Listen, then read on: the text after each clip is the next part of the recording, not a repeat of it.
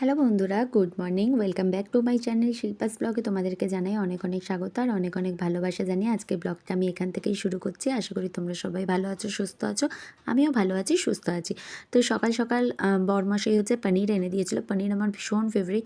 তো পনিরটাকে টুকরো টুকরো করে কেটে রেখে দিয়েছিলাম। বুঝতেই পারছো আজকে পনিরের তরকারি হবে। আর এদিকে ভাতও বসিয়ে দিয়েছি আর অন্যদিকে কড়াইতে তেল গরম করে শুকনো লঙ্কা আর একটু 1 চামচ লবণ দিয়ে দিলাম। যেহেতু সর্ষে ফোড়ন দেবো, সর্ষে ফোড়ন দিলে জানো তো সর্ষেটা চারিদিকে ছিটকায়, তাই জন্য হচ্ছে লবণ দিয়ে দিলাম। লবণ দিলে সর্ষেটা চারিদিকে আর ছিটকায় না। এদিকে মা হচ্ছে শিম একদম কুচি কুচি করে কেটে রেখেছে, ধুয়েও রেখেছে। তো শিমটাকে কড়াইয়ের মধ্যে দিয়ে দিলাম। এটা নর্মাল একটা শিম ছেঁচকি হবে, মানে তোমরা তো জানোই কীভাবে করি, এর আগেও তোমাদের সাথে শেয়ার করেছি। সামান্য লবণ, হলুদ আর হচ্ছে আদা বাটা দিয়ে। এদিকে দেখো শিম ছেঁচকিটা রেডি হয়ে গেছে। আর ওইদিকে দেখতেই পেলে তোমরা মিক্সির বাটিতে টমেটো, কাজু বাদাম, দুধ, কিশমিশ, গোটা গরম মশলা, কাঁচা লঙ্কা একসাথে দিয়ে রেখেছি। ওটা একসাথে একটা স্মুথ পেস্ট বানাবো। এদিকে কড়াইতে আবার তেল গরম করে লবণ আর হলুদ দিয়ে দিয়েছি। এবার হচ্ছে কেটে রাখা যে পনিরগুলো রয়েছে সেটা হালকা একটুখানি ভেজে নেব। কারণ জানো তো অনেকেই আছে কাঁচা পনির রান্না করে। কাঁচা পনির আমার একটু কেমন স্মেল লাগে, সেই জন্য আমি একটু হালকা ফ্রাই করে নিই। একদম হালকা, খুব বেশি না, যেটাতে খুব বেশি ফ্রাই করলে একটুখানি চামড়া চামড়া টাইপের খেতে লাগে, না ওরকম না।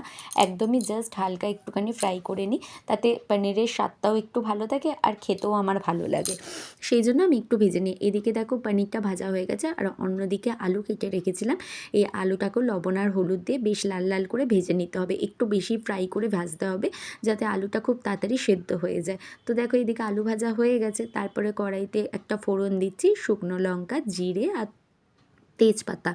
শুকনো লঙ্কা, জিরে আর তেজপাতা ফোড়ন দিয়ে যেই পেস্টটা আমি বানিয়ে রেখেছি, যেটার মধ্যে দুধ, টমেটো, কাঁচা লঙ্কা, কাজু বাদাম, কিশমিশ, গোটা গরম মশলা এই সমস্ত ছিল, সেই পেস্টটা এবার কড়াইয়ের মধ্যে দিয়ে দেবো। এই পেস্টটা একটু ভালো করে কষিয়ে নিতে হবে যতক্ষণ না তেল ছাড়ছে। ভালো করে কষিয়ে নিয়ে এটার মধ্যে থেকে যখন তেল ছেড়ে দেবে, এটার মধ্যে দিতে হবে বেশ কিছু গুঁড়ো মশলা, যেমন হচ্ছে হলুদ গুঁড়ো, কাশ্মীরি লঙ্কার গুঁড়ো, জিরে গুঁড়ো, ধনে গুঁড়ো, অনেকে গরম মশলা গুঁড়োও দিয়ে দেয়। আমি গরম মশলা গুঁড়োটা একদম লাস্টে অ্যাড করি। নিরামিষ রান্না যেহেতু একটু ঘি গরম মশলা দিলে সেটা বেটার হয়, তবে আজকে আমি আর ঘি অ্যাড করিনি। তো তোমরা ভিডিওটা দেখতে থাকো, তাহলেই বুঝতে পারবে কিভাবে আমি রান্নাটা করছি।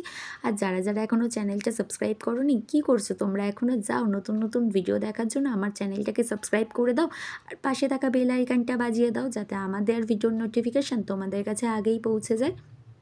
এদিকে দেখো মশলাটা কষানো হয়ে গেছে আর আলুগুলোও ভেজে রেখেছিলাম যেগুলো, সেগুলো আমি এই মশলার সাথে এবার ভালো করে একটু কষিয়ে নেবো। আলুগুলোও ভালো করে কষিয়ে নেবো। এবার এর মধ্যে অ্যাড করছি শীতকালে স্পেশাল হচ্ছে কড়াইশুঁটি। কড়াইশুঁটি হচ্ছে এখন জানো তো ফুলকপি আলুর তরকারিতে, বাঁধাকপির তরকারিতে, এই পনিরের তরকারিতে এই কড়াইশুঁটি দিয়ে রান্না করতে আমার দারুণ লাগে। কড়াইশুঁটি খেতে কারা কারা ভালোবাসো গো, একটু কমেন্ট করে জানিও। এদিকে ভেজে রাখা পনিরগুলোও এবার মশলার সাথে অ্যাড করে দিলাম, আলুর সাথে। এবার এটাকে একটু পনিরটাকে ভালো করে কষিয়ে নেব যাতে মশলার এনহান্সটা পনিরের মধ্যে ঢুকে যায়। তো এবার পনির আর মশলা সমস্ত কিছু একসাথে মাখামাখি করে কষাকষি করে উষ্ণ গরম জল দিয়ে দিলাম। উষ্ণ গরম জল দিয়ে একটু ফুটিয়ে নেব যতক্ষণ না আলুটা সেদ্ধ হচ্ছে। আলু সেদ্ধ হয়ে গেলে আমার পনির আলু মটরশুঁটি দিয়ে তরকারি রেডি। আর নাবানোর আগে একটু গরম মশলা গুঁড়ো দিয়ে দিলাম। তো কেমন লাগলো আমার ভিডিওটা অবশ্যই কিন্তু কমেন্ট করে জানিও।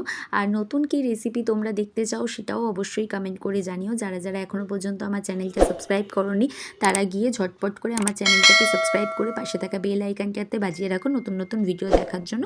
চলো টাটা, গুড নাইট, শুভরাত্রি, কাল আবার দেখা হচ্ছে।